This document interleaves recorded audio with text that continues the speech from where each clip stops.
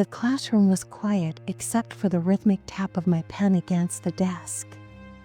Miss Klein, our instructor, stood at the front of the room, her voice steady as she detailed the requirements for the upcoming dive. I tried to focus, but my mind was already in the water, imagining the descent, the weightlessness, the darkness. This dive wasn't like the others.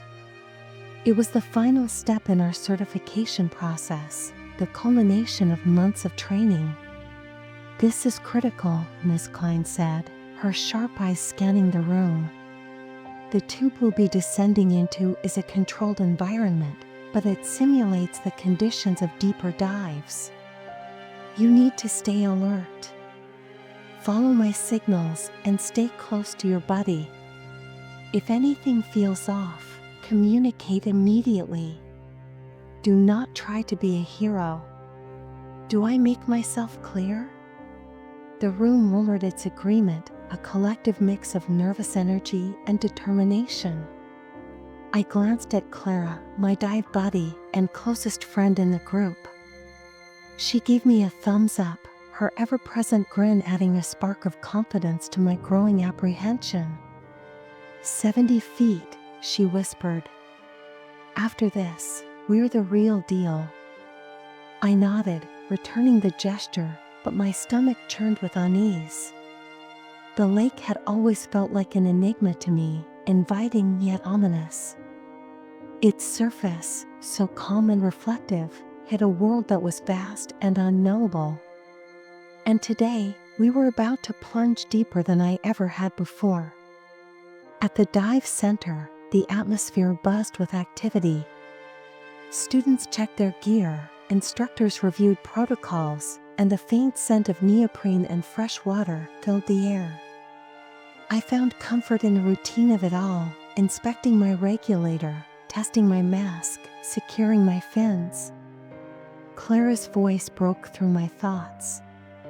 "You ready for this?" "As ready as I'll ever be," I replied, forcing a smile.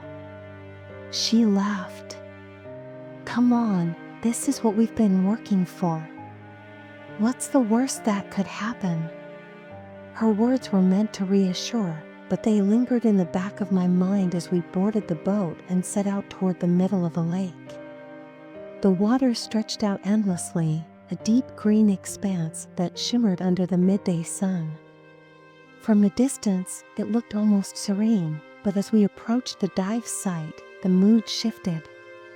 The tube came into view, its concrete walls rising ominously from the surface. It looked out of place, a man-made structure in an otherwise natural setting. "They say there's a catfish down there the size of a car," one of the guys joked, breaking the tension.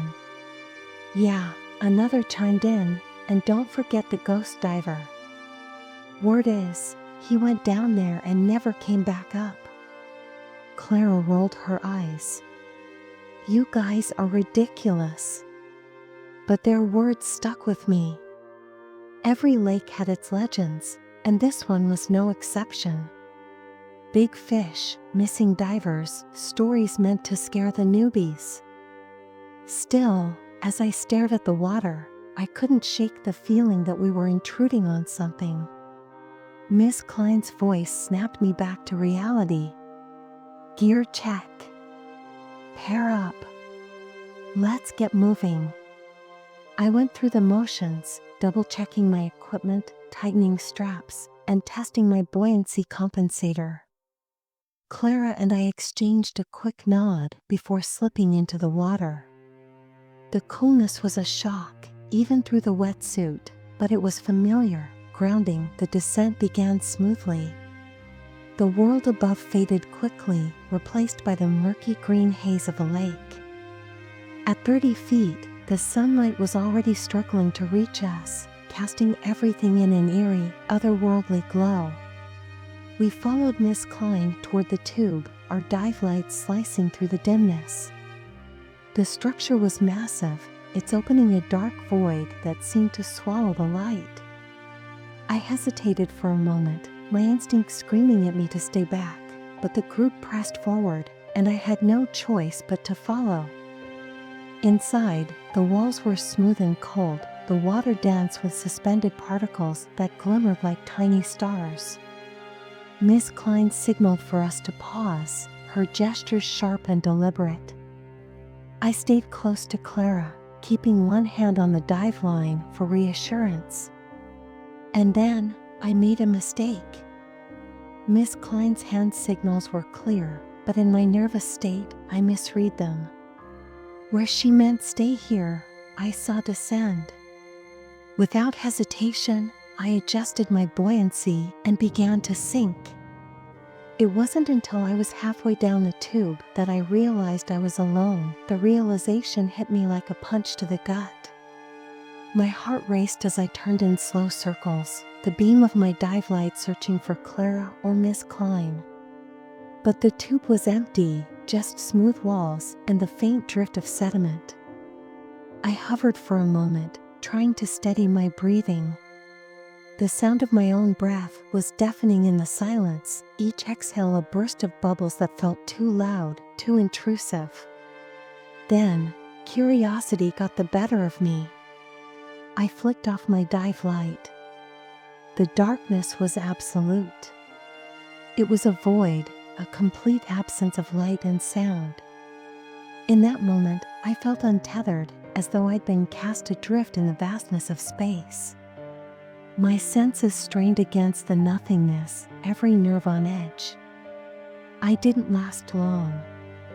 Panic clawed at the edges of my mind, and I quickly turned the light back on. The familiar beam felt like a lifeline, but the fear lingered. I scanned the tube again, my light cutting through the water in light arcs. Something moved. It was subtle, a flicker of motion just outside the beam's reach. My heart slammed in my chest as I swung the light around, but there was nothing there. Just the walls, the sediment, and the unshakable feeling that I was being watched. I fought the urge to ascend immediately, knowing I needed to stay calm. But every second felt like an eternity, the silence pressing down on me like a weight. And then I saw it.